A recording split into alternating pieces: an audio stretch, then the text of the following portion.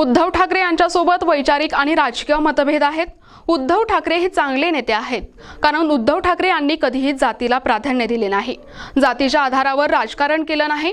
मात्र महाराष्ट्रात जातीची राजनीती ही बाळासाहेब ठाकरे यांनी आणली, असे वक्तव्य एमआयएम प्रदेशाध्यक्ष इम्तियाज जलील यांनी केले आहे।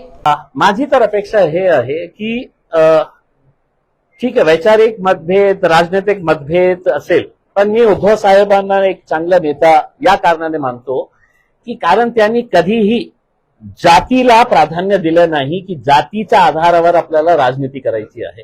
त्यांचे ते वडील करत होते। बाळासाहेब हे त्यांनी केलेली आहे। जातीची राजनीती महाराष्ट्रामध्ये कोणी आणली असेल तर बाळासाहेब ठाकरेंनी आणलेली आहे, हे सत्य आहे।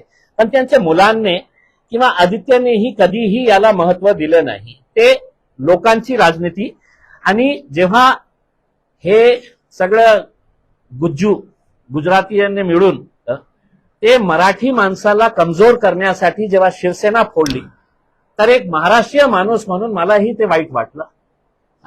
मलाही वाईट वाटलं त्याच्या की नाही, एक महाराष्ट्रीयन लोकांची एक आवाज होती शिवसेनामध्ये, त्याचं फोडण्याचं काम भारतीय जनता पार्टीने केलं। मग कशा प्रकारचे खोके देऊन सगळ्यांना बोलवले।